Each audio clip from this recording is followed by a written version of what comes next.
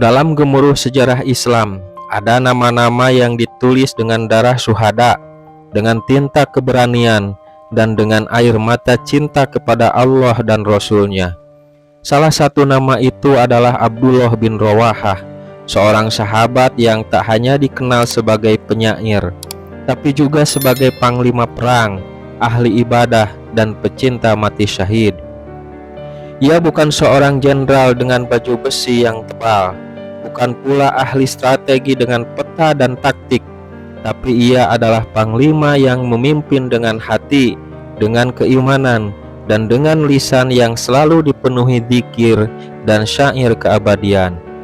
Inilah kisahnya, kisah seorang lelaki yang berperang melawan ketakutan dalam dirinya, yang maju ke medan perang dengan air mata, bukan hanya pedang, dan yang syairnya terakhirnya menggema hingga hari ini dalam buku-buku sejarah para pecinta mati syahid.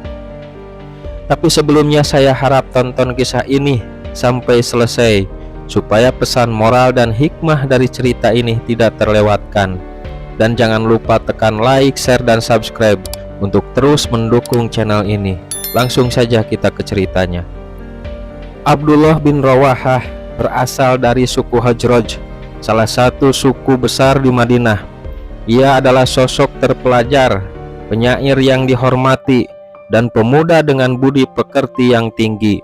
Sebelum Islam datang, ia telah dikenal karena kemampuannya dalam bersyair dan menyusun kata-kata yang dalam dan menggetarkan hati. Namun, semua berubah ketika ia mendengar dakwah Islam dari Mus'ab bin Umair yang diutus Rasulullah ke Madinah. Hatinya tersentuh. Abdullah bin Rawahah adalah salah satu dari 12 nakib, pemimpin suku yang berbaiat dalam Baiat Aqobah yang kedua, sebuah perjanjian rahasia malam hari di Mina yang menjadi titik awal perubahan besar bagi umat Islam. Ia tak hanya menerima Islam, ia membela dan menyebarkannya. Ia berdakwah, menyusun syair tentang keesaan Allah, dan mengkritik syirik serta kedoliman Quraisy dengan lisan tajamnya. Abdullah bin Rawahah adalah sahabat yang tak pernah absen dalam peperangan besar bersama Rasulullah. Perang Badar, Perang Uhud, Perang Khandaq, dan Perang Khaybar. Ia bukan sekedar prajurit biasa, ia adalah penyemangat barisan, orang yang suaranya mengguncang hati para sahabat. Dalam Perang Khandaq, ia menggali parit bersama Rasulullah dan para sahabat, sambil menyenandung syair penuh semangat. Ya Allah, tanpa Engkau, kami takkan mendapat petunjuk, takkan bersedekah, dan tak akan sholat. Maka turunkanlah ketenangan atas kami, dan teguhkanlah kami saat berhadapan dengan musuh. Syair ini disambut Rasulullah SAW dengan senyuman, karena mengandung doa dan kekuatan ruhani. Abdullah bin Rawahah adalah penyair resmi Rasulullah, bersama Ka'ab bin Juhair dan Hasan bin Sabit. Tapi berbeda dari penyair yang lain, Abdullah bin Rawahah sering menyisipkan kritik sosial dan motivasi jihad dalam bait-bait syairnya.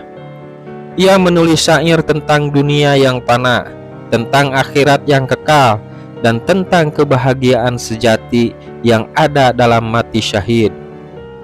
Suatu ketika ia berkata, "Wahai jiwa, kenapa kau mencintai dunia? Apakah surga tidak cukup menggantikan rumahmu di dunia ini?" Syair-syairnya begitu kuat sehingga disebutkan bahwa banyak sahabat menangis dan menggigil saat mendengarnya karena terasa begitu dalam dan nyata. Tahun 8 Hijriah datang sebuah momen besar dalam sejarah Islam, yaitu ada Perang Mu'tah.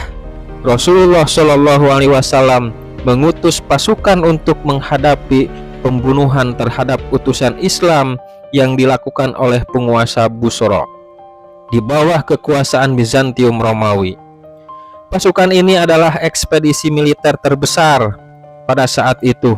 3.000 orang melawan sekitar 200.000 orang tentara Romawi dan sekutunya. Rasulullah menunjuk 3 panglima secara berurutan. Yang pertama Zaid bin Harisah, yang kedua Ja'far bin Abi Thalib, dan yang ketiga adalah Abdullah bin Rawahah. Jika satu gugur, yang lain menggantikannya. Ini adalah tugas berat, bahkan terlihat sebagai misi bunuh diri, tapi ketiganya menerimanya dengan dada lapang dan hati yang yakin. Dalam perjalanan menuju Mu'tah, para sahabat menyadari kemungkinan mereka tidak akan kembali. Sebagian pasukan mulai merasakan ketakutan. Di tengah itu semua, Abdullah bin Rawahah berbicara pada dirinya sendiri, "Wahai jiwa, engkau harus turun untuk berjihad. Engkau harus rela atau terpaksa, karena jika engkau terbunuh, itu adalah kemenangan." Namun, ia pun manusia biasa. Ia sempat merasa berat hati untuk berpisah dengan dunia. Maka ia menangis secara diam-diam. Saat ditanya, "Mengapa menangis wahai Abdullah bin Rawahah?"